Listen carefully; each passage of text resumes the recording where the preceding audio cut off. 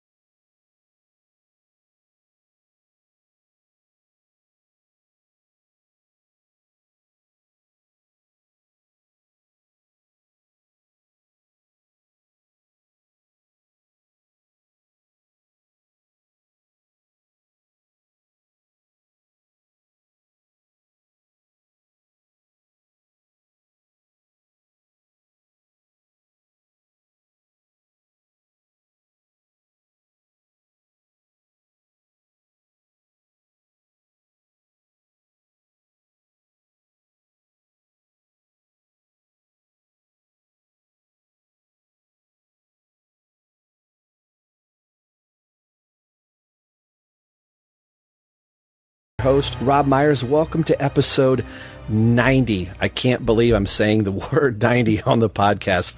That means we're 10 away from 100, and that's a discussion we'll have in just a little bit. This podcast is brought to you by the BatmanUniverse.net, your home for all things Batman, whom is celebrating 80 years, and Tim Drake that is celebrating 30 years. We're part of the Batman Podcast Network. You can find us over there at BatmanPodcastNetwork.com. You can get a hold of us on all the social media outlets on Facebook, Twitter, Instagram, and you can email into the show at robineltdpodcast@yahoo.com. Like I said, I'm Rob, and we've got the full Drakes back today. We have Terence and Ryan. Terence, how are you doing today, sir?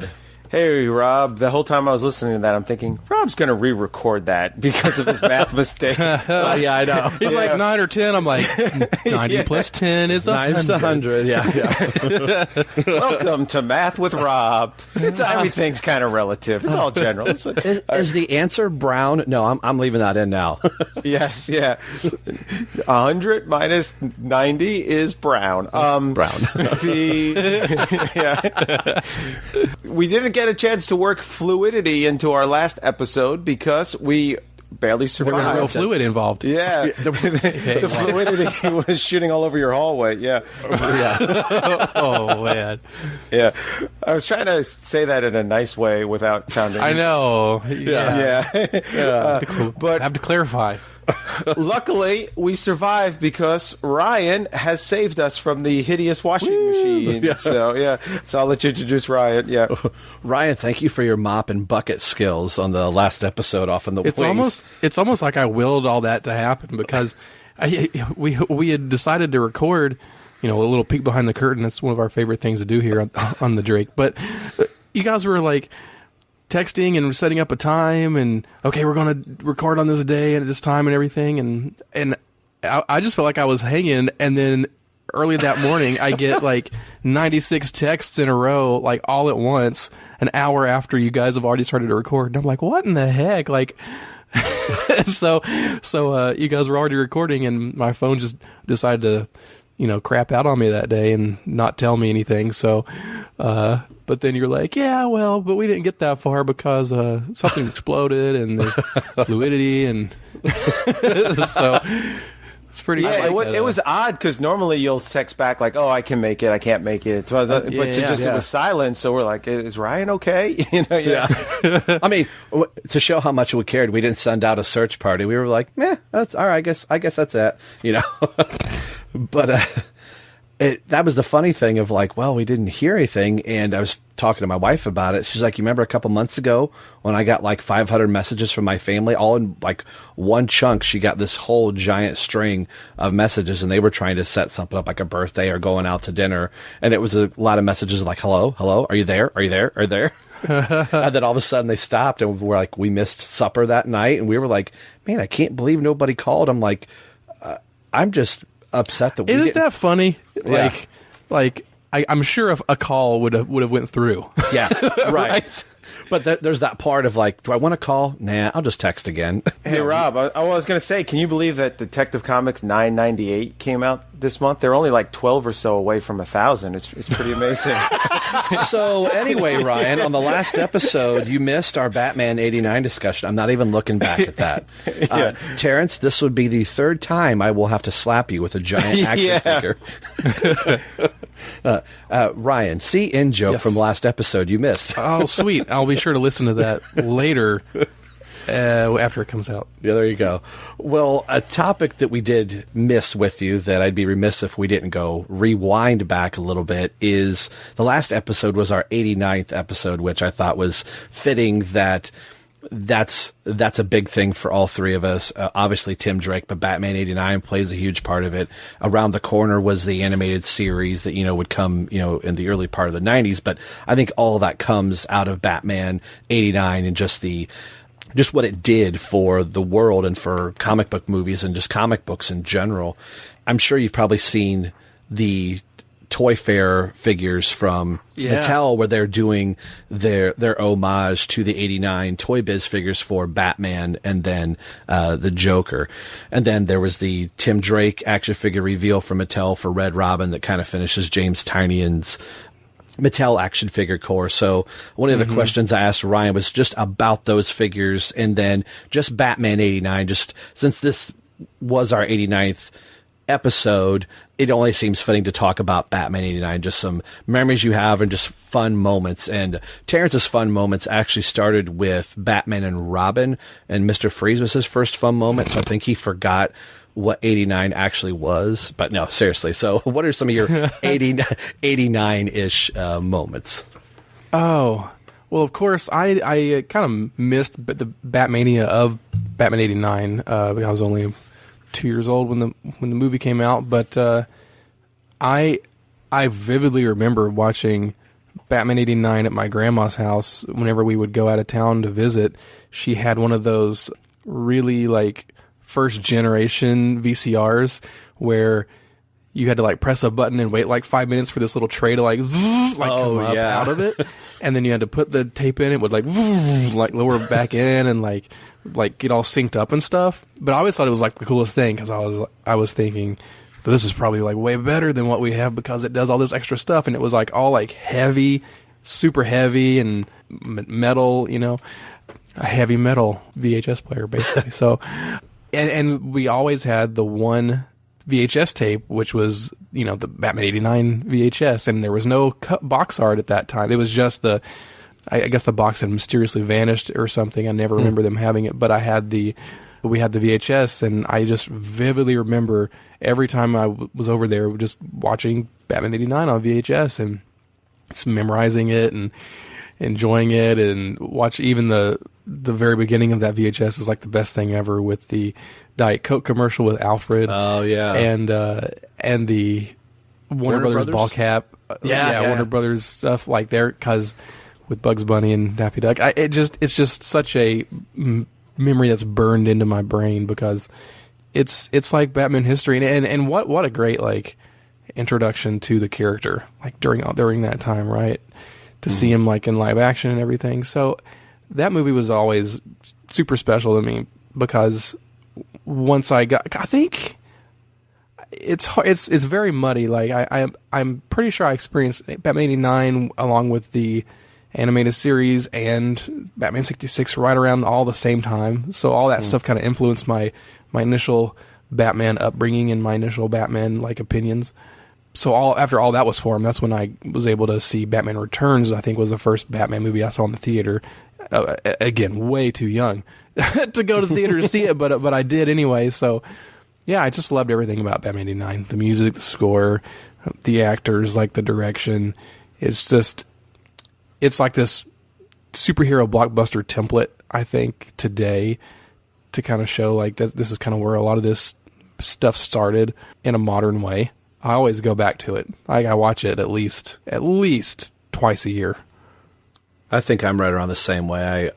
I'm always good for once a year, and depending on what thing is happening in Batman pop culture might cause me to go, I need to watch it again. Usually the first time I'm watching it, I'm sitting down and physically watching it. And if I'm putting it on a second time, it's usually maybe doing something for the podcast or cleaning the house or, just tidying up. But I catch myself watching it more than the thing that I'm actually trying to like. I'll put this on as background noise, and Batman 89 is not background noise. Yeah. And told Terence on the last episode that I got to the point where I think if we just said, hey, let's just reenact the whole 89 movie, I think most of us could start at the very beginning and just quote the movie all the way through, and it becomes that part of the dialogue that you recite so much that I find myself not even fitting it in. It just becomes part of my normal discussion that I, every once in a while, I'll go, did I just quote Batman 89 in a normal conversation I'm having with somebody else because something you're talking about rubbing other men's rhubarbs and stuff. Yeah, right. Yeah. Hope you've seen Batman 89. No, you haven't? Oh, this conversation's going to be awkward. Well, and I finally got to see the movie in the theater. Like, I don't know if that was that last year or the year before? I think it was a tail end of last year, if I remember right. Something like that, yeah. And I actually saw it twice because it was part of the whole, like, flashback stuff that some of the theater chains around here do. And so they had it, like, on a Sunday and a Monday or something like that. And I watched it, and I went there and saw it twice because I'm like, I don't know when I'm going to get to see this again. And it was great to see it in a theater. When I went to do that, it was actually a packed house. And so that was a fun experience. Just kind of, I knew it wasn't going to be like Batmania or anything, but just to experience it with the lights down on the big screen and hear other people's reactions. And it was cool because it's totally held up. It like played well in terms of the audience reaction. Oh, and the other thing is that as a kid, like the toys, that was like a huge thing for me. I started, of course, with the Toy Biz toys, and those were just very plentiful. I was too young to know that they weren't the best quality of toys. Yeah, my Joker's got a broken leg. but yeah, and that's why I remember getting 2, 3, 4 each of like Joker and Batman because they kept breaking on me. Like the leg would break, or the little pull away utility belt grapple hook thing on Batman would just break off or something. And I definitely got 2 Joker cycles because I think the sidecar broke off or something like that. Yeah. So I even have we have Christmas Day on VHS taped and stuff, and so they have it. It was like, I think I mentioned this on one of the Christmas episodes we've done, but it's like 1992, and Batman Returns is out, and I've got all these Batman Returns toys, and then somehow I also got my second Joker cycle, which means like either the Toy Biz toys were still kind of in circulation at that time, or my parents really had to search super hard at that time to find a replacement one without things like eBay and the internet to easily get one. Probably just lean on the fact that it was so popular that I think Toy Biz, and by the end Kenner had got the license back, that they were just trying to produce as much as they possibly could, because I think we've said before that they thought, well, we're not going to make figures for it, or Toy Biz, like Kenner let it go, and then Toy Biz could not keep up with the demand, which is why I think there are 3 technical versions of Batman, that there's 3 different head sculpts for that figure, just because of either molds were bad or they had, exhausted. That's the word I'm looking for. Exhausted all of the usage out of that mold because they just kept having to produce as much. Something. Hey, I just want to say too, this might be my just memory, and I could be totally wrong, but I feel like I remember KB Toy Store having the Batman '89 figures for years and years. Like you could walk in the mid '90s and still see '89 stuff. Oh man, yeah, that's bringing it back because I remember again. When I grew up in East Tennessee, we didn't have a giant mall. We didn't have a KB Toys. But when I went to go visit my grandma, every time I went there to watch Batman '89 on VHS, we went to the mall there, and they had a KB Toys, and it was like, oh my gosh, it was like going to like, it was like the mecca of toys. You go in there and I vividly remember being able to look up, all the bigger toys in the bigger boxes are like stacked up at the very tops of the shelves, and you have to get like the ladders to get stuff down. I remember going there 2 or 3 times and just looking up at the top of the shelves and seeing like stacks and stacks and stacks of the Toy Biz Batcave. Yeah. Like all there, yeah. I'd love to have that thing now. That thing goes for a pretty penny now. That I still have mine. Although it's pretty beat up because like it's just a big old piece of plastic but I remember the falling boulder. I had so much fun with the falling boulder. Oh, that's right. And the back part of it is just like a big piece of cardboard that kind of snaps onto the back. So I think I've got like half of that or something like that. I played with it to death basically. And of course, when the Dark Knight collection came out from Kenner, I just really got into that and got as much of that as people would give me for my birthday or Christmas. And then one last thing on this topic, something you said was Batmania. I think because of '89, I think every Batman movie that has come out, I think all of us are hoping for that craze to hit again, and that was. Some people say that was singular, like we're never going to get that Batman '89 craze that just kind of sweeps. I think there have been moments like The Dark Knight. I think that people have said that's come really close. Yeah, and I'm only throwing out BVS just because of the hype at the very beginning of what Ben Affleck was going to look like. It kind of reached that pitch on the internet where that photo was just going out forever, or probably the months leading up to it where all these supposed pics of going on. But I think a lot of us with the Matt Reeves film now starting to gain some type of motion, there's that moment in me that's kind of sitting there like, boy, wouldn't this be great if this was Batman '89 2.0 or something like that, a new resurgence, and just everybody kind of recollecting themselves and just hoping for the best of everything, and it being just as good or even better than the Nolan films or the Burton films, and something that everybody can just unanimously grab a hold of and go, this feels like Batman again. So I'm really hoping for something like that at some point. Maybe we'll never get there, but I think that's why a lot of us go back to Batman '89. There was just that perfect storm that happened that you just kind of, everybody got swept up by this film, and it literally changed the landscape for comic book films, and some might even say cinema in general. Yeah, they were different, The Dark Knight and Batman '89, but I felt in some ways the hype and the Batmania on The Dark Knight was more than '89, and we could do a whole show on that. Yeah, but it was crazy. I think the difference is like The Dark Knight is like, I don't know, maybe it's just revisionist history or whatever, but it felt like The Dark Knight was like the first giant blockbuster of like the internet era. Yeah.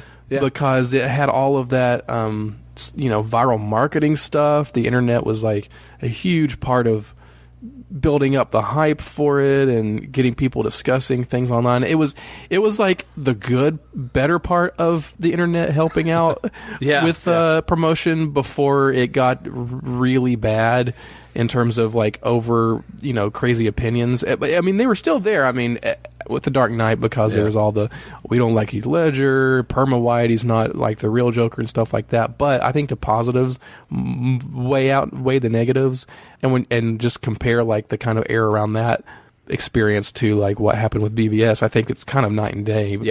I think just the way people use the internet changed drastically in between those two movies. I agree. Yeah, well, and the big difference, too, just real quick to throw this in, 89, like, the fans were all hyped and we were all crazy for it, but the critics were just trashing that movie. Like, you'd go home and you'd watch... Well, it took a while for the fans to get on board, too, right? Because they weren't with Keaton. Yeah, there was a lot of Adam West still supporters and stuff, and that, too. But with Dark Knight, it was like every critic was just raving about what a great film it was, where it was just creating this like vibe of people of like, we've got to go see this movie. And I think that came out the same year Iron Man came out, right? So there was no like Marvel cinematic universe or anything. So it was a Iron Man whole was like different a world. month or two before. Yeah. I remember watching a Siskel and Ebert review of Batman 89, and they hated it. Yeah. And I remember coming out of that movie thinking, this is the greatest thing that I've ever seen. I'm like, you guys don't know anything, you know. Siskel and Ebert, they like Steel Magnolias, bleh, you know. Yeah. So what we're going to do right here, we're going to pause real quick, and Ryan's going to finish mopping up my washer and dryer here. And when we come back, we're going to finish the tail end of Robin Annual number 2, and then our main book for today is Catwoman 25. We'll be right back. Do not go anywhere, and welcome to the show.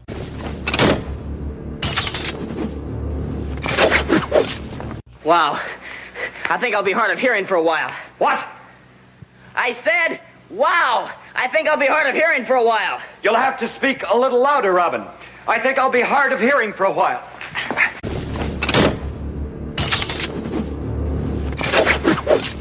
So, when we last left off, after the washing machine incident of 89, we were just getting ready to see the bench pressing of the almighty Bane. I mean King Snake. I mean Terence. You said the very same thing that I have a note down in here that says, am I looking at Bane right now?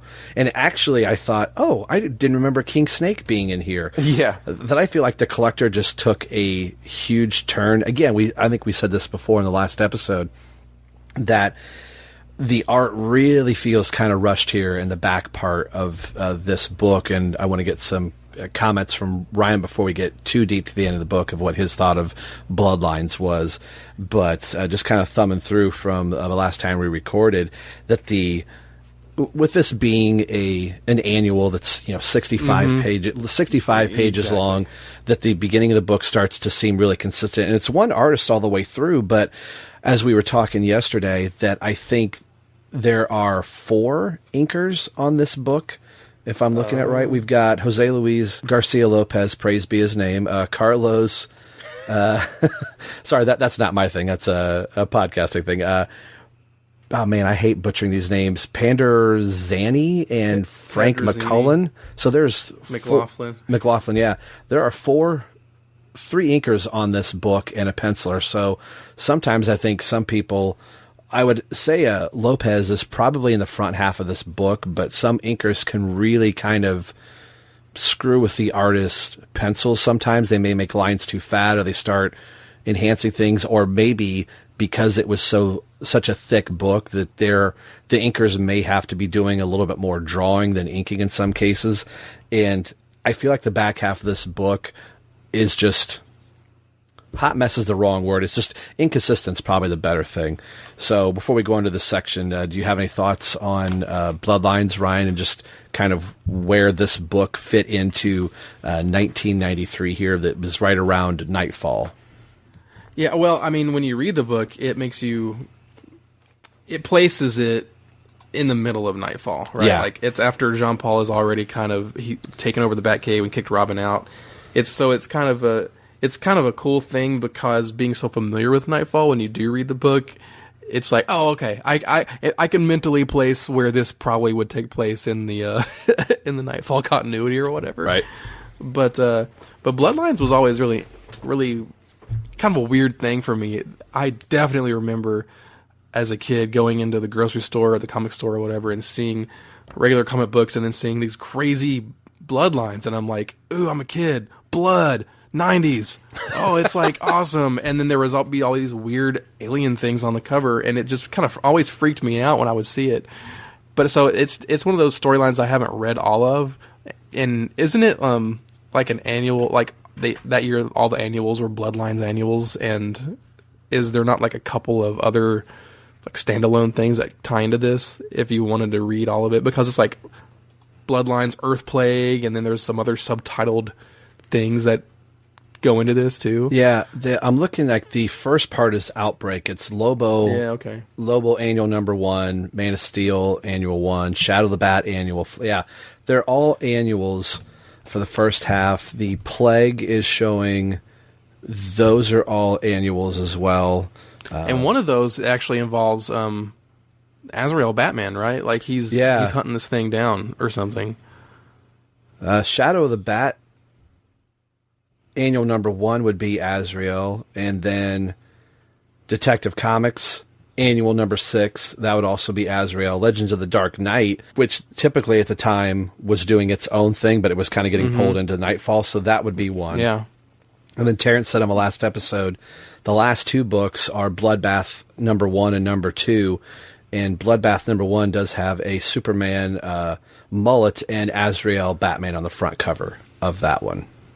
Interesting. See, yeah. So, but it's definitely not like, I haven't read it all, but I would imagine it wouldn't be one of my favorite crossovers, just because it's very 90s, and I'm not sure it would hold up that well.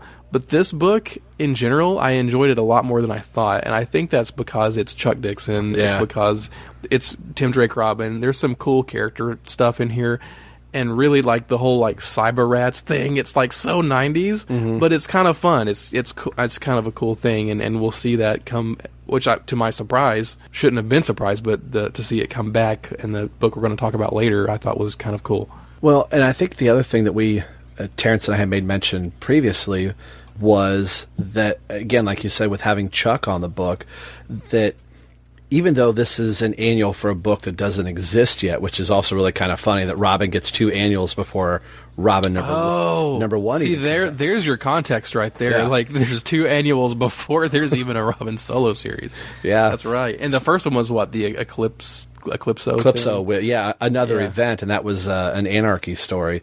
Right. That Dixon manages is the wrong word, like he's having to struggle, that effortlessly is able to write a tie-in story and really make it a Robin issue. Like, okay, here's some characters and some things that are going on, but he's not dwelling on the Bloodline story so much. He's introducing one of the primary Bloodline characters, but creating Razor and the Psyba-Rats, that it's this still, if you take the Bloodlines part out of it and the Psyba-Rats are just metahumans, this story would work on its own without the context of Bloodlines, and could have been Robin 35, and it would worked as a single story. So I think a bad storyline in the hands of a really good writer can write a really good single one-off and go, oh yeah, this is part of the Bloodline. So not that I'd want to track down the Bloodlines omnibus, but I would wager that this is probably going to be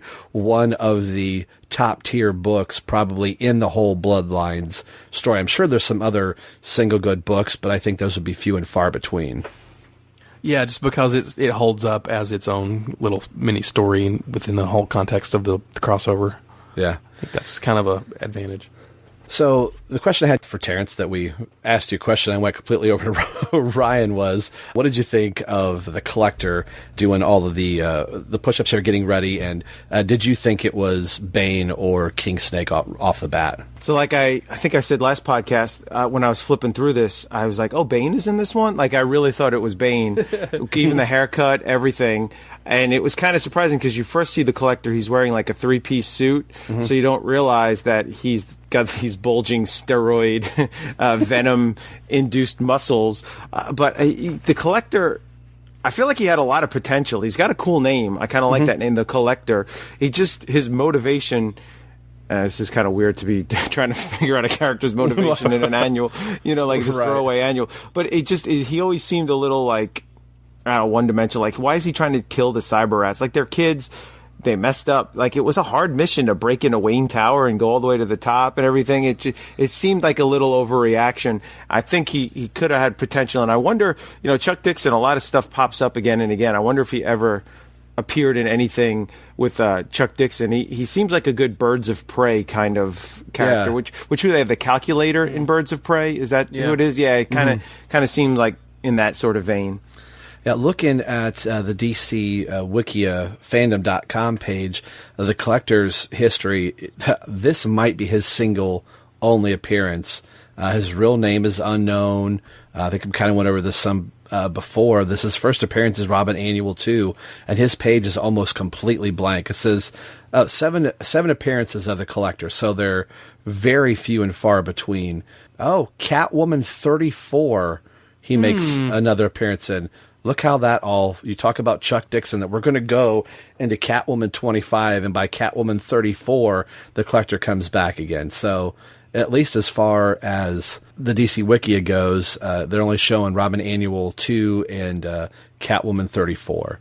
We move through this section with Robin and the Psyba-Rats getting in the elevator, and Razor Sharp, slicing up through the top part of the elevator, and the Collector and his goons are shooting down through Robin. I do like this section of the art. I think I like the coloring more, but looking at, man, poor Ray's face is not looking so well in this. And even through the pages where the Psyba-Rats and Robin are jumping through the elevator shaft, there's a not so flattering picture of Robin on the bottom of whatever page this is. Again, sorry for the no page numbering here, but where it looks like they're jumping out of the hole from the elevator shaft into like the file cabinet room. If you're able to follow along at home, his face looks really, really pretty bad. Then we see Channel, which we talked about before, that his metagene is activated apparently only when his body is next to other TV screens, which, again, we said the last time was a kind of like a Max Headroom callback. But I thought that was kind of interesting that that's what his power is. So before we get to the tail end of this, where Razor Sharp and the Collector come face to face, what did you guys think of the art and the way this scene is laid out with Robin and the Psyba-Rats breaking out of like this file cabinet storage area? And let's start with Ryan on this.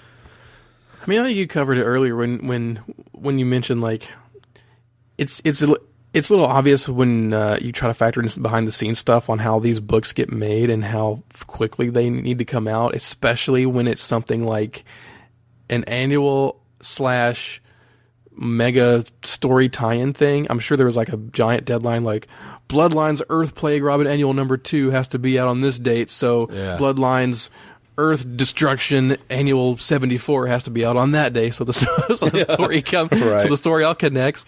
So it totally makes sense. So you have that, and you have the multiple inkers. It just lends itself to, and the giant annual issue. It just lends itself to, kind of a get it done kind of mentality.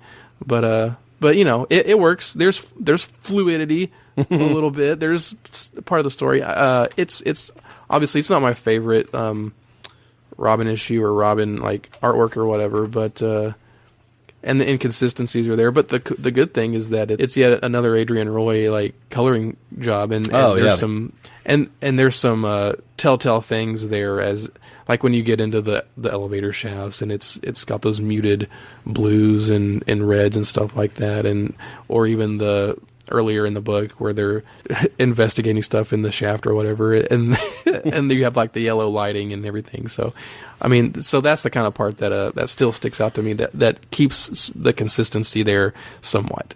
Yeah, and I do like the story is actually really pretty good, considering this is Chuck Dixon's would be 4th story. If you've got Robin 1, Robin 2, and then this annual, because I think this takes place before Cry of the Huntress, so you can still see he's formulating who the Robin character is, even though he's written him off and on and through Detective a little bit, that you're starting to get the notes of who the character is. So by this point, you're getting really familiar with Chuck Dixon's writing of Tim Drake. Terence, before we get to the last section, you just think about our team and the group right here through this part. Yeah, I feel like they were good Bloodlines characters for Robin, because it just seems to fit in that Robin sphere, and not seem too forced as like, oh, Robin only goes up against other teenagers. But I wish I wish they could have done a little bit more with them in terms of like the whole Robin series and the run, and this would have just sort of been the beginning, other than just like, oh yeah, I remember those two there from that thing that happened with that one annual long ago. With the art, going on what Ryan said, the art serves its purpose. You could tell that it's rushed in places for obvious editorial reasons. But just imagine if you were like a 12-year-old kid or a 14-year-old kid going into a comic book store the month this came out, and there's the Robin annual, which probably costs more of a cover price than your normal book, right. And you flip through it, and there next to it is like the third issue of Spawn and Youngblood and all those Image books and all that, that Jim Lee's books and stuff, like style over substance. You could see why kids who are 12 were picking up, the Image books and not so much the DC books, is like, oh yeah, well, this one has good characterization of, so got fluidity. Exactly. Yeah. So, I get it, but, I still am a DC fan. But, the team, DC's tried to do stuff. They've tried to bring them back, and I don't know. I just think the whole Bloodlines is just kind of thought of as like really meh and lame, and just a failed attempt on DC, that it's got kind of the stigma that it's really hard to get people to buy into a reboot. And on that Comic Tropes YouTube page, which we talked about last time, he had mentioned that all of these annuals were pretty formulaic. Like they all kind of start the same way with the monster. The monster, and he escapes at the end. Does something. Yeah, the monster does something and kills a bunch of people, but one of them wakes up with their spinal fluid drained. He even made a big thing about how can you walk around even if you had powers without spinal fluid, but I guess it regenerates or whatnot. Who knows? The new hero, the Bloodlines hero, meets the annual title hero. They fight. Then they team up to fight the monster, and then the monster gets away. Reading this on its own, it's feels a little bit fresher than I think if we read like the entire series or the entire run, or if you were picking up 3 or 4 of these a week. It's like, especially people have this like just feeling on annuals of like, like it's such a burden to have to buy it and pay extra, and like people are just so like anti-annuals. It's really funny. The team, who knows? Maybe James Tynion is just waiting to bring them back in Justice League Dark. Yeah, there you go.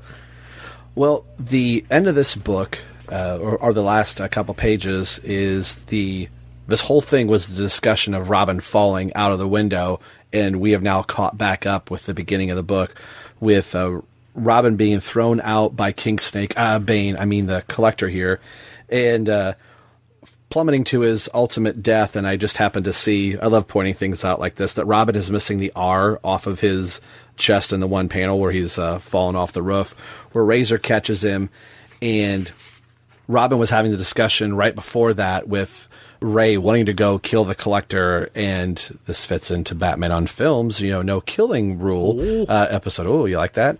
Where Robin briefly is trying to tell Ray there's something better you can do. You don't have to do this. And Ray alludes to, like, I didn't kill him this time. She's still mad for the loss of her friend. And Ray did choose to listen to Robin and save somebody that is trying to do good. And Ray calls him, the Boy Scout bird at one point in this. Robin asks, hey, I guess that makes me a Psyba-Rat. And Ray's basically like, okay, maybe today. So it does end on, the nice little good note, the handshake, but it's also kind of an abrupt ending. This doesn't lead to anywhere else. It's not like we're going to get the further adventures of Tim Drake Robin in his Robin number 4 issue, because Robin number 1 hasn't come out. But it does end on a nice note that Robin was able to kind of get through to Ray, at least in this instance, that she didn't kill him today, but there's still that cloud overhead of not knowing what Ray is going to do next. And ironically, we are going to find out what Ray is going to do next in our next issue. So what'd you guys think of the ending of the story, and was it an effective ending as part of the Bloodlines story as a whole? Let's start with Ryan. Yeah, it's cool to see Robin try to, I don't want to say enforce, but like be a beacon for the things that he's learned from Batman, which is kind of, in a lot of ways, what the function of Robin is. So that's cool to see that on display in a story like this. It was interesting to see Razor end up not killing the Collector at the end. I liked seeing Robin become a honorary Psyba-Rat. But in terms of the Bloodlines thing, it's like the story's like forgot about Bloodlines, right? Yeah. Like, it's like, yeah, I guess it's kind of Bloodlines, but really let's tell this Robin story instead. Which, that might have been just Chuck all along going, all right, I'll tie it into Bloodlines, but I have a better story that I'm going to tell. Terrence. Yeah, I think this is a great issue to show what a great writer Chuck Dixon is, because a lot of other writers, if you put those handcuffs of like having to tie it into Bloodlines and having to create a new hero, but the hero has to be created by, this alien sucking its spinal fluid, and it has to not really have an ending but lead to the next thing and all that, like most writers would either pass or it would just be such a jumbled mess, or it would just be so formulaic. And Dixon actually really produces like a really good story that when you're done reading it, you're like, oh, that was really good. And and make it 65 pages too. Like, yeah. So I think this is like, a classic. Like, this is what a professional comic book writer does. Like, it's not like it was like Frank Miller, Dark Knight, where it's like, okay, blank canvas, anything you want, do whatever you want. Like having to have these parameters on him shows what a great writer he is. Well, I think the other cool thing too is we've been saying that Robin hasn't had a solo book at this point, so we've only had like the Robin miniseries. So to get a 65-page issue that's all about Robin and no Batman at all in this issue was kind of a cool thing back in 93. Like, I get a whole Robin story, and it's not 22 pages, it's 65, so I better revel in this for a while. Who knows when the next Robin-centric thing is. So I think, again, Chuck did a very good job of delivering a very entertaining story under the confines, like you said, of Bloodlines, and making it probably one of the more standout books from that story. It's almost like a Bloodlines spin-off, really. Yeah. Because he takes the like main character, right, and that's kind of how the Psyba-Rats get their powers, right? Mm-hmm. So it's almost like, we'll use him to kind of create these other characters that we can do other things with later, which is what we're about to talk about later. Yeah. So let's just do that right now. Let's take a look and go to a book that we have not gone to. And this was something chronologically that I was looking for other Robin appearances. Like, all right, we're going to stay in the Robin title for the most part. But this was actually a really decent Robin story tied into a Catwoman story as well. And I thought initially that Robin wasn't going to play much of a part in this, but having the Psyba-Rats in here, and it really fits in with that annual. So we're going to jump to Catwoman 25, a book that we have not discussed yet. The writer is Chuck Dixon, art by Jim Ballant, who is usually noted for drawing certain things rather well in an issue. And let's take a look at this one, The Crooked House. So, were any of you reading Catwoman at the time? Other than Nightfall, was Catwoman on anyone's pull list? I'm not sure about you, Ryan, but we'll start with you before we get to Terrence. No, I mean, I definitely wasn't a regular comic reader at the time. I didn't even know what a pull list was. I was just hunt and pick as I saw things at the grocery store or whatever. I was just a kid when this came out. So, yeah. But I did get Catwoman #1 from this series when it came out, it wasn't even me that picked it out, funnily enough. Like, I was just at home, and Mom came back from the grocery store like, oh, I got you a new comic, and it was Catwoman #1. I think it was because it was a #1. It must have been kind of an attractive thing because it had the the cool like paper that has texture to it on the cover.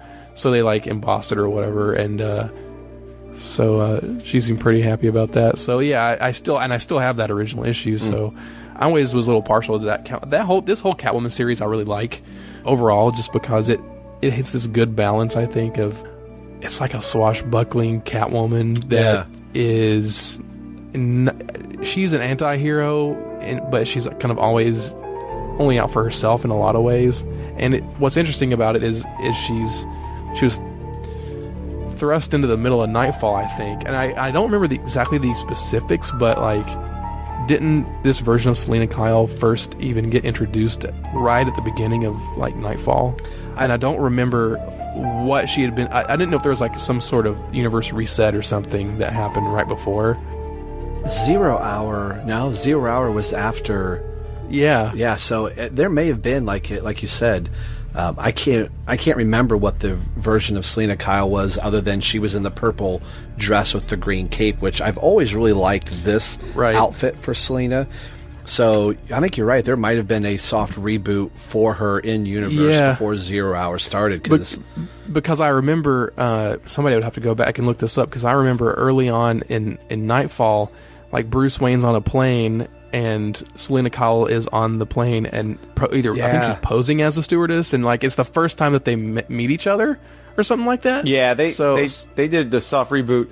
Like if you look at the comics from like the late 80s, early 90s, there's not a lot of Catwoman. Like she just kind of like sort of disappeared and sort of went away. I mean, she was famous in the Dark Knight Returns there, but she just wasn't used very much.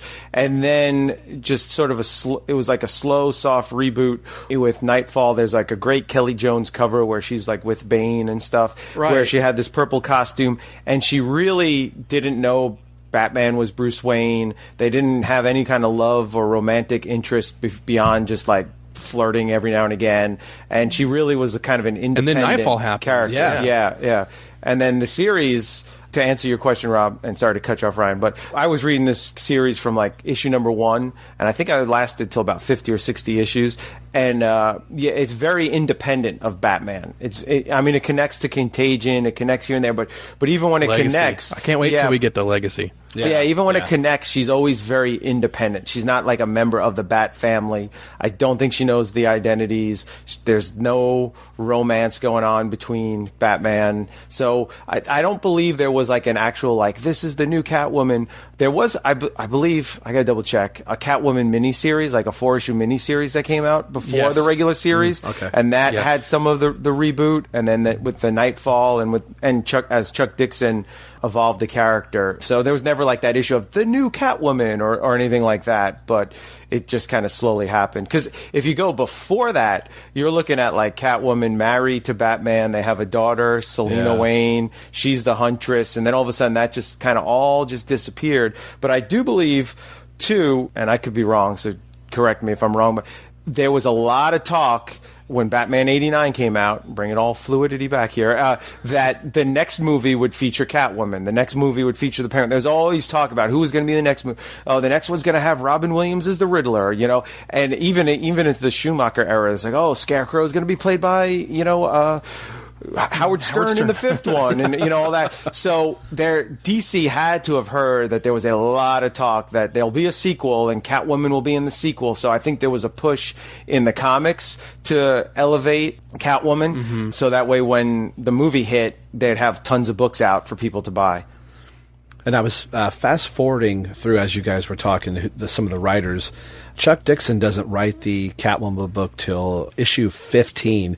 I was going to say like 12 or 13, something like that. Doug Mensch would write for a little bit, and then Mary Jo Duffy wrote from 1 up through issue 14. Doug Mensch does a single issue of 14, and then Dixon. And it's a crossover. The Mensch thing's a crossover with Shadow of the Bat, I believe. Yeah, you're absolutely right. And then Chuck Dixon is on for the next one. And the crossover was right after, it's the 0 Hour. It's the technical 0 issue for Catwoman. So it's the whole beginning of tomorrow 0 Hour crossover, which that ties into that book as well. So let's crack this thing open, and the inside first cover always makes me laugh. This is an awesome cover. Yeah, the cover's great. Let's get to the cover first. I think this is so cool. I bought this book simply because of the front cover, because I've had no idea Robin was going to be in it back before the internet or solicitations were out. You'd have to pick the book up off the counter to realize what books would be coming out at that time. But seeing Catwoman standing behind Robin has scratched part of his costume and has got her cat o' nine tails wrapped around his throat.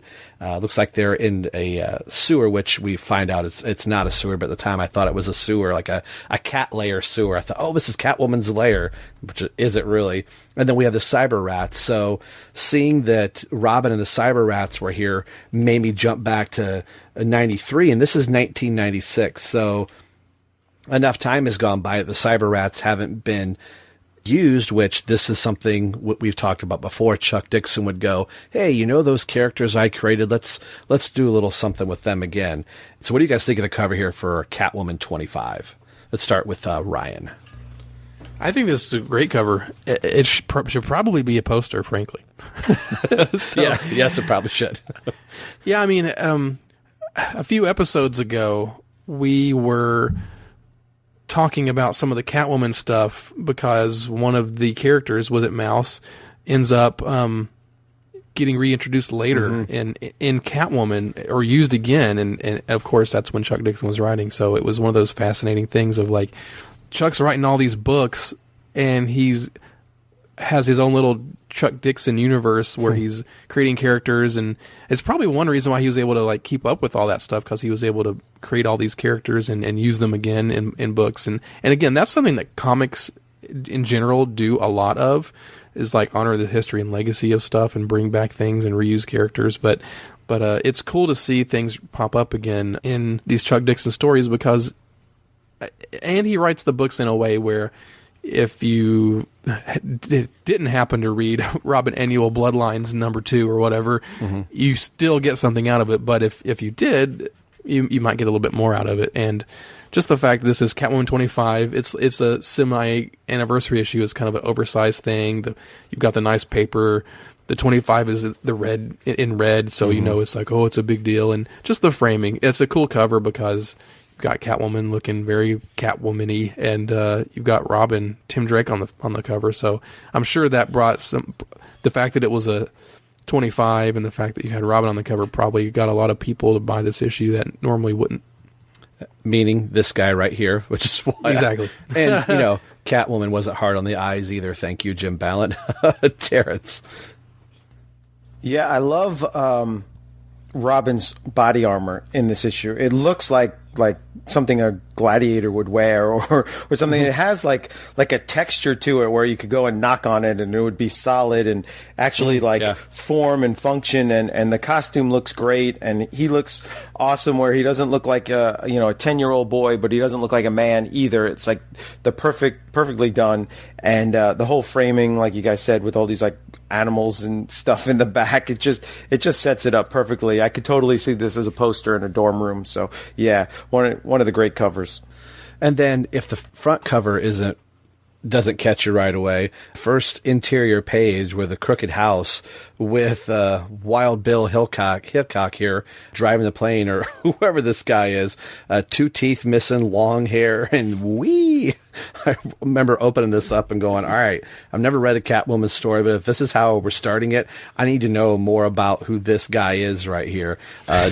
Just really caught me off guard. And then to find out, I love how Chuck writes this, one of the world's richest men and crazy as a bedbug, which, this is one of the richest guys, and he's the one that's actually in the plane, and it ends up crashing, and they're trying to go through his estate and what he did with all of his money, and this house that we find out later on becomes this thing that people have gone in and searched through, trying to find any remnants of his fortune or what he even did. So I just kind of want you guys to talk through the opening of this book. And at first I thought the narration, just from having read the previous issue with it being all green, that like, oh, this must be Tim Drake. And I keep telling myself, no, this is the Catwoman book. So it was interesting right away as I was reading, going, no, this feels like, it may be dumb to say, that I wasn't getting, oh, this is how just Chuck Dixon writes for everyone. He has a sense of dialogue and the usage of his words to let you know that, oh no, this is Catwoman, that she is speaking differently than how Batman would, or how way he would write Vicky Vale or something like that, that Chuck does a really great job of defining each character's voice and letting you know who those people are. So let's start with Terence on this one. Yeah, this issue takes a lot of twists and turns, but not in the normal way you think, where you're like, oh, this character I thought was the hero, but he's really a villain, and this one turns out to be good. And like, he does a lot of backstory, which you think, oh, this is a story about this millionaire, and then you're kind of interested, and then it goes, oh no, it's a story about his house. Oh no, it's a story about Catwoman. Oh no, it's a story about the Psyba-Rats. Oh, it's a story about Ryan. And it all Robin. Hey. Yeah. Whoops. But it all works. Like, you're never like, what's going on? This is crazy. Why did you take this turn? It flows. It has fluidity. It actually really works. And this beginning with this millionaire is pretty awesome. It's like kind of a Howard Hughes kind of thing. The art is fantastic. The guy's face looks amazing. It really sets you up, because one of the main characters of this story is the house itself. Mm-hmm. And so having this like backstory to introduce the house is really good, but you kind of, as you read it, you don't realize like, oh, this is introducing the house as a character. It just flows. You just kind of get it. And I really like it because this has happened a lot, where there's a historic building or historic house and everything around it is selling to make way for something new, but the owner or a preservation society, preserves that house, and there's a big fight, and sometimes they have to build around it, and sometimes they end up knocking it down, and sometimes they tie a lot of balloons to it and it floats away, a la Up, if you've ever seen that. And I like this. I mean, we can get into it. I've seen a million stories like this with like just craziness and one thing after another, but it's always like either some kind of virtual reality or some kind of telepath is messing with someone's mind.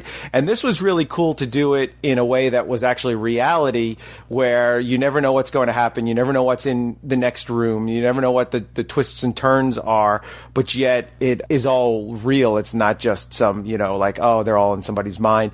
And it also, there's a house like this in California. It's called the Winchester House, or the Winchester Mansion. There was a woman who was rich. I think it was the Winchester rifle fortune. She went to a seance. She went to a psychic, and the psychic had told her, like, never stop building your house. Always keep building. So she just kept building rooms and adding on and putting all this like crazy stuff into the house. And she lived into like her 80s, and they had never stopped building and doing stuff in the house. So it reminded me of that, which I thought was really cool. Ryan. I had the same reaction as you did, Rob, when I started reading this, because I was like, wait, who's talking? And, oh, it's Catwoman. I'm like, oh, it's just something that Chuck Dixon does. He typically always starts, as we know, the first page is this big splash page that gets your attention. This one certainly does. And voiceovers, usually. Yeah. It's usually action with voiceover or thought bubbles to kind of explain what's happening and where the situation is, and it's always in the character's voice. And when you realize that it's Catwoman, you're like, oh, okay, it all makes sense now, because she's spinning you this yarn of what she sets everything up, but it's kind of but you know as much as she does, right? It's kind of a mystery as to what's about to happen. And what's cool about this story is that same viewpoint ends up happening for a lot of the other characters in the book as well. You've almost got these separate threads that all start at different places and come together. You've got Catwoman, Robin, and the Psyba-Rats all kind of converging on this house for their own different reasons, and to see that kind of unfold is pretty entertaining. Yeah. Again, not to repeat what you said, but it's all converging at the house that you've got.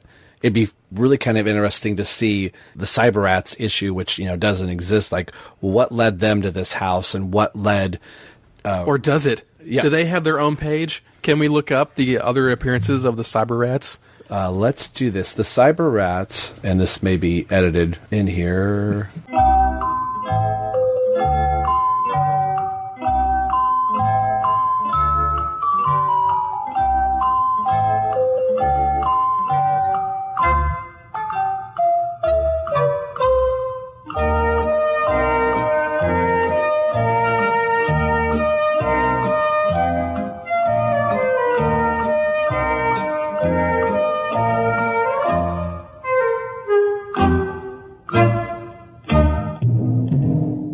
because you say there isn't, but then again, it's like Chuck Dixon, so you're like, right, that one random mouse character from Robin, 12. 11 appearances by the Psyba-Rats. Crazy. Robin Annual 4, DC, Catwoman 25. This is their next appearance. They would go on to Catwoman 29, Showcase 94, Volume 1, Number 3, then Showcase 94, Volume 1, Number 4, and then their final appearance is all the way in Young Justice, which is going to bleed in to another podcast. There you go. Young Justice Volume 1, Number 8. And we're not that far away from 8, so... Yeah, and of course that Robin Annual was their first appearance. It was their first appearance. So their technical second appearance is in the DC Comics Encyclopedia, which doesn't count. So it pushes them into Catwoman 25. So yeah, we really don't know where they were before this. Oh, are you kidding me? Hold on. Hey, and while you're looking that up real quick, thank you, Chuck Dixon, for not giving us 8 pages of recap of the whole Bloodlines thing and everything. Like, he just jumps right into it, you know? Yeah, I love that. Well, that's what's cool. That's what's cool about this is because oh my God, you didn't even need to know about Bloodlines, and these characters just hold up, like if that's their backstory, you know? Yeah, agreed. Okay, guys, I think we have another podcast here. That's unbelievable! Oh, it's a scene, man. Do you ever just get down on your knees and thank God that you know me and have access to my dementia? What are you talking about? I'm not gonna do it. You're not gonna do it? What do you mean you're not gonna do it? Are you crazy? This is like discovering plutonium by accident! Psyba-Rats, Volume 1, Issue Number 1, writers Chuck Dixon. In the issue are Channel Hackrat, Razor Sharp, and Robin. So wait, they got their own book? Yeah, that's right. They got their own book. For one issue? 2 issues. So, oh my God. Psyba-Rats, number 2, again, written by Chuck Dixon, art by... Amazing. This is like falling down a rabbit hole. We're here talking about Catwoman 25, and today is like, let's play Wikipedia with Terence, Ryan, and Rob here. Yeah, so Psyba-Rats does have their own comic, last 2 issues, and I trying to see if it says it's a mini. It might be a mini series. I can't quite make. It's got to be more because I just looked eBay. They've got issue 3 of the Psyba-Rats up here, June 1995. 2's got Tim Drake on the cover. The picture for 1, someone only took the corner. I'm not sure what's going on with that. Maybe it was a 3-issue miniseries, or maybe Robin was only in. Yeah, it's at the top of the next page. I had to scroll over the next page. Yeah, so it does go. Someone's selling Psyba-Rats 1 through 3. Yeah, yeah, and the locations that are in issue 3 are Gotham City, the Batcave. So it looks like Batman makes an appearance, or at least they're in the Batcave, but no mention of Robin in this. The Collector makes an appearance in this as well. So there's your trip down the Robin hole. So what year? I can say I do not have these issues, nor did I even know of their existence. That until just now. Yeah. That probably makes 3 of us. I had no idea this existed. So, honey, I need to buy something on eBay. Yeah, luckily it's not that expensive. You can get the whole set of the 3 books for around $5 plus shipping. So just go to your local comic store, everybody, and be like, "Hey, you guys got Psyba-Rats 1 through 3?" It'll be like crickets. You know, bloodlines, crickets. You'll be like the Psyba-Rats. They'll go, I'll go look. He's like, goes over to the long box with the C. He's like, no, it's spelled with a P. You're like, really? Yeah. Like, dump through the dollar bin. Go ahead, knock yourself out. Yeah. That's amazing. So let's catch up with Robin. From what you said, like there was, can't remember which of the two. I think it was Ryan had said there was probably no history. No, it was Terence. There was no history romance with Catwoman. Doesn't know who each other is. I'm almost guessing here.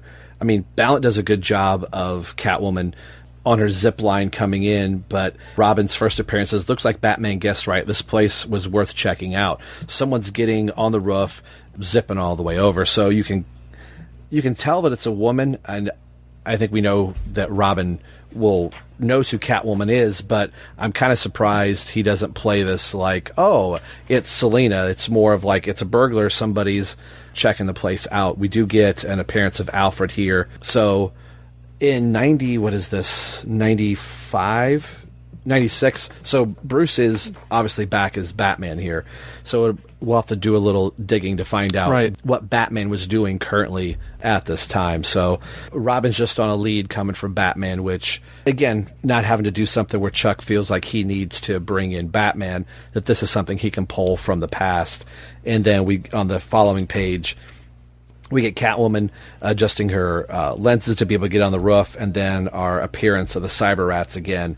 So for the podcast, I had read 25 first before going back to Robin Annual number 2, so I'd forgotten that that Channel was like the Max Headroom character talking on the computer screen. So I thought, well, there must be another Psyba-Rat that they couldn't use on this mission for whatever reason. So he's back at the computer like an oracle, forgetting that he's in like a comatose state. So now this issue makes a little bit more sense. So what do you guys think of the introduction of Robin into Catwoman here, and then getting reacquainted with the Psyba-Rats? Let's start with Ryan. Yeah, like I said, it just kind of sets up the stage for everybody that they're all starting to converge on this house, because you're like, oh, there's Catwoman. Okay, we know the backstory of the house and we see what Catwoman's doing. Oh, there's Robin. They've got their own agenda. And oh, there's the Psyba-Rats. Wow, the Psyba-Rats. So it's cool to see them all set up there. And it's, if you didn't read it, Robin Annual number 2, in just like 2 pages or whatever, you kind of get everything you need to know about the Psyba-Rats, which is pretty great writing from Chuck. And that's something, too, that Terence would always be really good at saying, not having to have the Marvel page dump at the beginning, you know, to give you all that exposition at the beginning, that Chuck does a really good way of going, I can tell you who the Psyba-Rats are within a few word balloons, and you're not going to be completely lost, that I don't have to give you a 4-page, remember Bloodlines, folks, that amazing, story. Go back 2 years, yeah. Yeah. Terence, what do you got for this section? Yeah, I totally agree with you. A couple things I love. I love Alfred with like a bottle of spray cleaner, like cleaning the Batcave. I don't know why. I was going to mention that. I just love those little details like that. Like, Alfred is just the hardest working man in comics, period. All right. And then, just for Bruce to come in and get his blood all over the counter and complain that the soup is cold. And then, I always liked it too when Catwoman would, use those green lenses. It's a cool look with the purple costume, and then her purple lipstick with the green lenses is always good. And you do get this feeling of like, okay, here comes Robin, here comes Catwoman, here comes the Psyba-Rats. They're all going to meet. We're going to have some kind of cool like interaction. So it's kind of the setup before the joke or before the punchline. And there's just a lot of really cool little beats in here as they investigate this house and never know what's next in the house. Yeah, I think that's the coolest thing with this, that we talked about, that this seems like a really thick book to try and discuss, but it actually is a very quick read, and we would probably be doing the issue a disservice by going through page by page meticulously. Not that it's not warranted, but I think the biggest character in this story is the house, and it's almost the living house, that this house is designed all of these years to keep people like this out, even as skilled as Catwoman and Robin and the Psyba-Rats are. Each of them, Catwoman's the cat burglar. She can maneuver in and out, through passageways that maybe most people might not be able to. The Psyba-Rats and Robin are kind of the same, being hackers, but with Robin's agility and his detective skills, being able to maneuver through the house. And the house is able to effectively kind of take each one of them on. This page with Catwoman triggering the steps when she gets in, and it turns into a slide, and she ends up falling down the shaft and having to use like her own version of a grapnel to stop her from falling. And the Psyba-Rats. I was about to talk about that. Yeah, I love. Isn't that badass how Catwoman has her own like cat grapple thing? Mm-hmm. And I'm wondering to myself, like, I wonder if she has that in any other issue or whatever, this arm-mounted cat grapple gauntlet thing. And that's cool. And it's not like a version of, like, Jim Ballant didn't do, like, I drew something similar for Batman. He creates something that looks like a paw with razors. You can see, like, the 4 little pads and then the dot little triangle underneath it looks like a cat's paw. So there's a good amount of detail through here that it fits the aesthetic of her. And then the Psyba-Rats, which kind of makes me think of Batman Year 3 with the house being upside down, that they've actually climbed up to the ceiling and then cut a hole through the floor, and now they're standing on the ceiling of the floor above them and everything's upside down. So I loved these series of panels here, and Robin actually comes down through the hole that Catwoman created through the doors, and he ascends down to below while Catwoman's looking through some paintings. So I kind of want you guys to talk through this section really quick before we move on to the next couple pages. Let's start with Terence. Moves really fast. There's not a lot of dialogue, but there's just the perfect amount, and it's just really fun with the stairs that fall, the upside down room. It's got kind of like an Alice in Wonderland feel, and it's kind of cool that Robin is kind of chasing Catwoman. She doesn't kind of know he's behind her. Neither one of them know that the Psyba-Rats are in the building. The Psyba-Rats don't know that Robin and Catwoman are in the building. And Dixon builds up that like anticipation of when are they going to meet. I think another writer might have had them all bump into each other right on the first panel of page, 3 or 4, whenever they first entered into the building. This kind of cat and mouse, no pun intended, with Catwoman. And rats. Yeah, it works really good. Ryan. Yeah, I agree. Just he's threading the needle here with showing you everybody's various separate reactions to being in the house.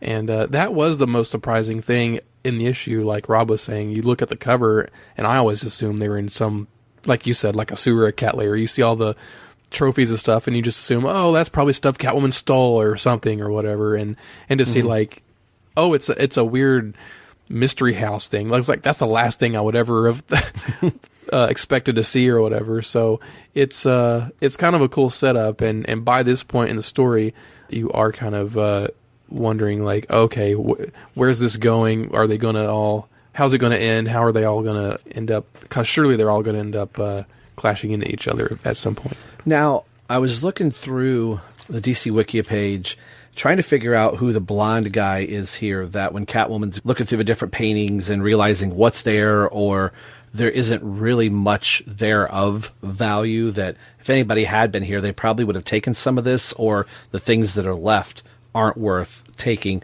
that going through a door triggers the phone being picked up and dialed out. So the blonde guy that's in here that ends up hailing, grabs a gun, gets in a taxi as Catwoman is getting ready to unleash the Joker-ish gesture from the giant box where Robin finally catches up with her. I can't find any information on who this guy is in here. Rob? Yeah. Yeah, I don't think he's anybody from anything else. Maybe I'm wrong, but if they made this into a movie, he would be played by Bruce Willis. Like, he's the perfect Bruce Willis character. Yeah, definitely. What's interesting about this guy is that he's like washing dishes, and he's got this little apron. He's got this little apron on. He's like super buff guy, and and of course, Jim Ballant makes sure to draw his nipple on page 17. That just peeks right out of the apron or whatever. My shirt is too small. Well, the thing that made me wonder if he was a character. I mean, I don't think ever gets a name or anything in this issue, right? So. But what's interesting to me is he's just like this contract killer or like security guard or something that's just has this phone hooked up. Like his whole job is just to like protect this house if anything ever happens to it.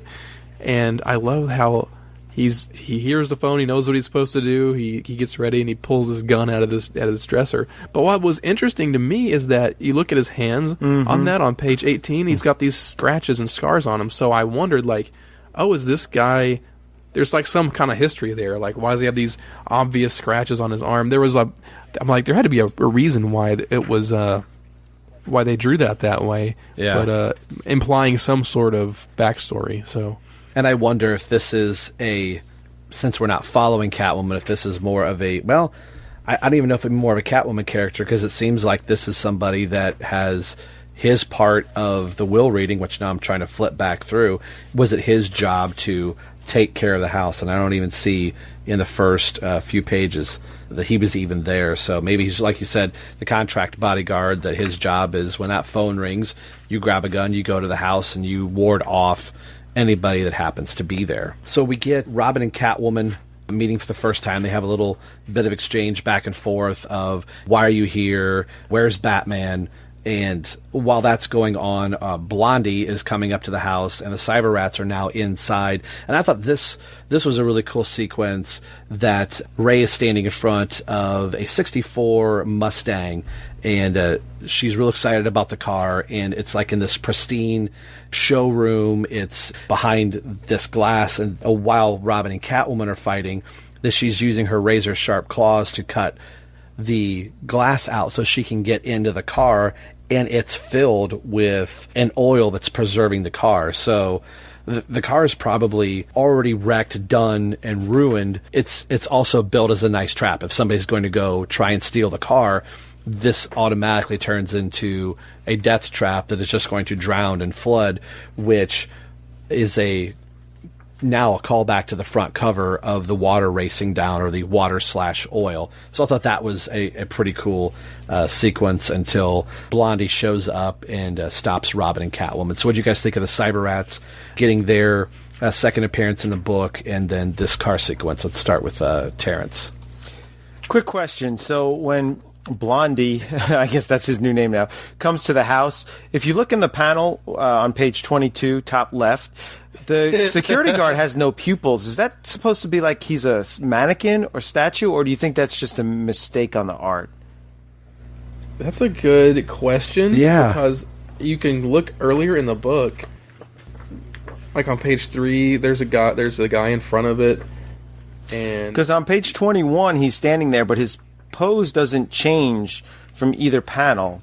So I didn't know if that was, it's not a big beat of the story anyway. Like on page 5, like Catwoman's looking in, and the guy's just standing there too. Like, I kind of wonder if it's supposed to just be some decoy. Yeah, because he doesn't move.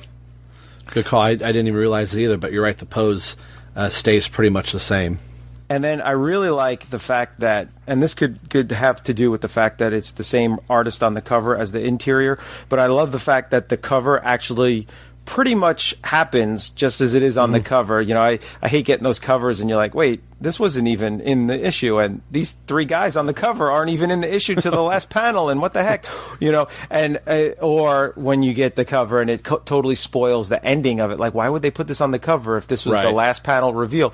But this didn't spoil any of the story, and it pretty much happens, with the only exception, I think the Psyba-Rats are a little early on the cover, as in the issue they come in with the pouring down, but that's just a minor little detail to get the Psyba-Rats on the cover. So overall, I loved all of it, and I like how the Blondie's just like, yep, I just get the checks. He adjusts for inflation, so what are you doing here?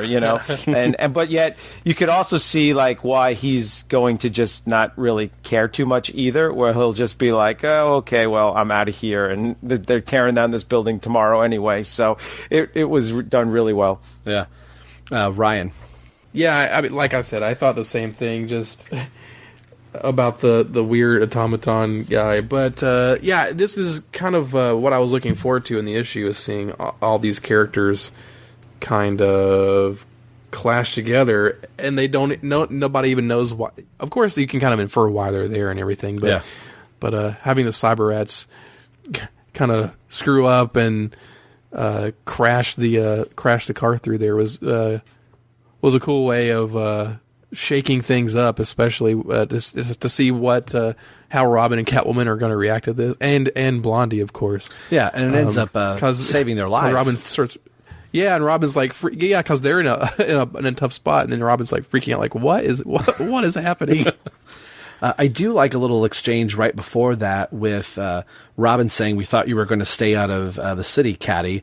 And she says, it's my home too, and we are not, on a first name basis. So Robin's trying to play like, you don't get to call me that, only Batman does, or whatever. So I thought that was a little history exchange between the two.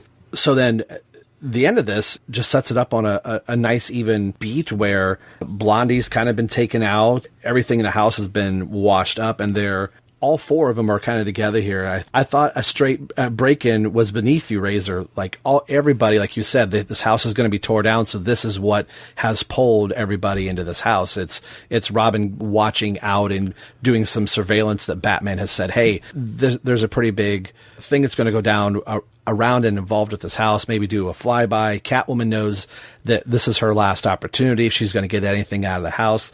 The Psyba-Rats are doing the same thing, and everybody is coming up empty here. And I do like the little kiss that Catwoman gives to Robin at the end here, and a little blushing Tim Drake. I think Jim Ballard draws that pretty nice. The end of this is really kind of funny beat that Chuck Dixon pulls off on, that all of the money and everything that this guy had was all literally built with the house. That anything worth of value were all the bricks, that gold bricks that were painted to look like real bricks, and Catwoman missed out on the giant loot that the people that are going to benefit from this is the demolition crew. So I thought this was a nice little story for Chuck Dixon to tell, and a cool way to bring in Robin and the Psyba-Rats, that, hey, if you remember these characters from a few years ago, here's a fun little story with Catwoman. So what did you guys think of the end of Catwoman 25 and tying this to the Robin annual? Let's start with Terence on this one. Yeah, it's a fun little ending where they can all walk away and don't have to have them, I don't know, like draw out like the police and all, and they can all just walk away. I should say that. Let me just walk away from the sentence here.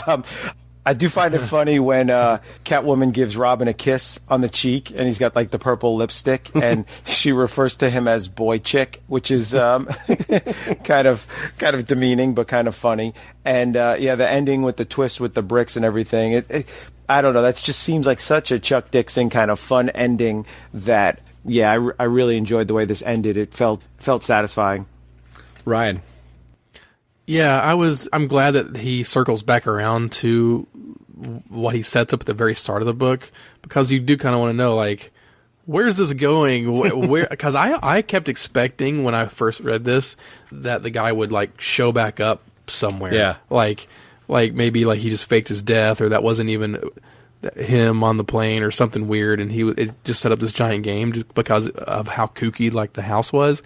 So I was wondering, like, what's this going to be? But the one-page resolution we get was pretty good, just because you can see Catwoman's disdain of a failed heist was right in front of her the whole time, what she could have made out with. So yeah, it was fun, and the fact that everybody just kind of gets to go away scot-free is kind of funny, but it's also, it makes sense. I like on page 29 how Robin's just like, everybody's kind of like running away, and Robin has his hands on his head like, oh my God, like this is what a mess, you know? So, but I'm sure he's like, what would Batman do? And he's like, probably the same thing. Right. So where I thought this was going to go, we were going to get a Rosebud ending, that they were going to go through all of these trippy house things to find a sled or something that was more valuable than money. It was an action figure, or something silly that would only be of more personal value than anything. So that Chuck took it a step farther, that the thing that was actually of value was this crazy house. I thought the same thing, but I thought it was that clown painting that Catwoman saw. I thought that was going to turn out to be some valuable masterpiece or something. Yeah, because they spent a little time with that, and I thought, all right, well, I see what Chuck's doing. Let's see if that turns around. And that doesn't go anywhere. So, and not that was a bad thing, but there was still enough misdirection that you get to the end and you have that beat of, the destruction of a demolition crew holding gold bricks, where I was like, okay, that was a nice one, Chuck. Well played, sir. So I thought this was a fun little section to do. It's Tim Drake's 30th anniversary, not something that we would be following into the Catwoman story, and that I so airheadishly skipped Robin Annual 2. I wanted to say that this issue 25 has a second Catwoman story written by Doug Munch and art by Brian Stelfreeze, which he did all those Nightfall, Night Quest covers, Shadow the Bat. His art looks a lot like Tim Sale's, but when I flipped through it here, I saw that she's in the older gray Catwoman costume, and I completely forgot, and I'm looking it up now. Back to our earlier discussion about the soft reboot of Catwoman, they actually came out with a miniseries in 1989 called Catwoman Year One. It was written by, who was it written by? Mindy Newell, art by J.J. Birch, and I don't recognize them as like regular DC. It was in the new format miniseries. It was suggested for mature readers. It really rebooted her origin to tie it into the Dark Knight Returns. Not Dark Knight Returns, to tie it into the Batman Year One, Frank Miller, where she was a prostitute and a dominatrix, and that Holly, it introduces the concept of Catwoman's sister, which has played a part in her second series and is playing a part right now in the current Catwoman series as well. Batman was in it, but I don't believe she knows his identity, and I don't believe that they have any kind of love interest in the series. And in fact, the cover of issue 1 says, like, in the ruins of innocence, the Batman's enemy is born. So they really rebooted her as sort of being an adversary of Batman as opposed to his, fiancée, as someone else has made a story about. And interestingly, you get Catwoman Year 2 in the pages of this title, too, around issue 38. You get a 3-part Doug Munch Catwoman Year 2. Okay, yeah, and there was a Year 1 Catwoman annual in 1995, which I guess is the same year this came out. The entire, I think they did the Year 1 for a lot of people. The entire, every annual that came out was a Year 1. This one was written by Gore Fink, and I think it involves her training. I don't think it actually has much to do with Batman or anything like that. In the miniseries, it's kind of cool because she's trained by Wildcat, Ted Grant.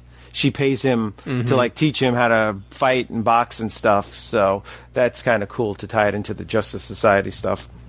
Again, kind of falling down a rabbit hole with the Psyba-Rats, and now we're kind of picking up some pieces of where this particular version of Catwoman kind of came from.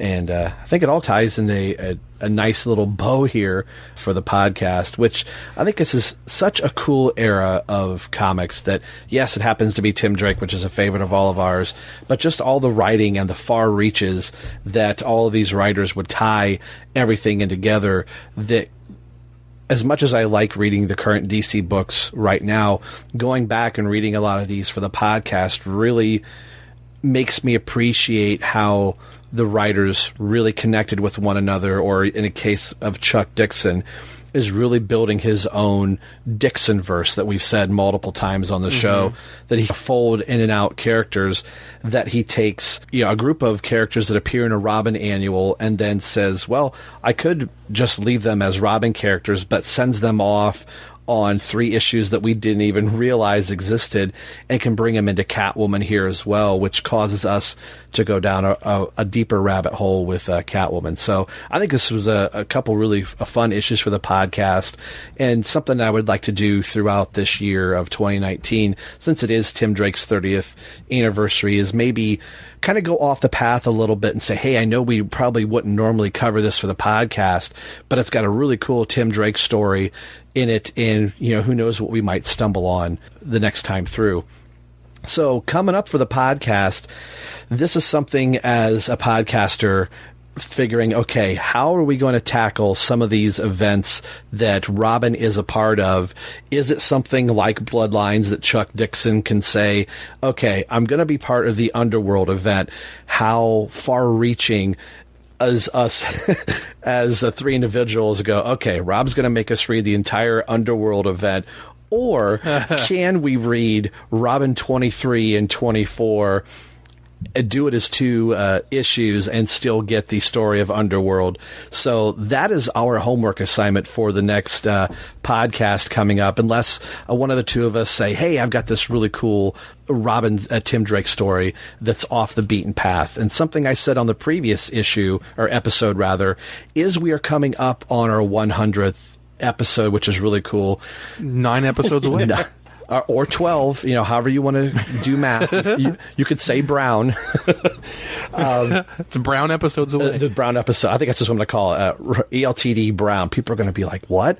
So, like some other podcasters that have done, as I'm trying to think of what can we do for 100, I'm also going to throw this out to the listeners.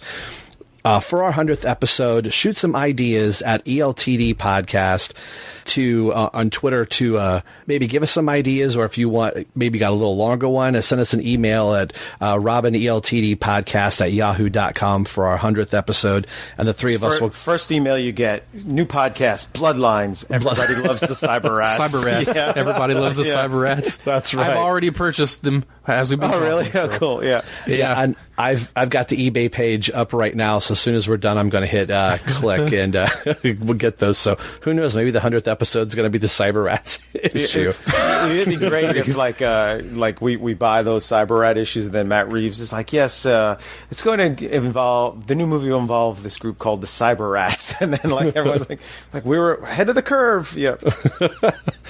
All right. So on the behalf of Terence and Ryan, this is Rob, and you've been listening to the BatmanUniverse.net, and more importantly, you've been listening to Robin, Everyone Loves the Drake. We'll see you guys on the next episode. Take care. Bye. Thanks for listening to Robin, Everyone Loves the Drake podcast. This has been brought to you by the BatmanUniverse.net. Tim Drake, Robin, and all Batman-related characters are under copyright of DC Comics.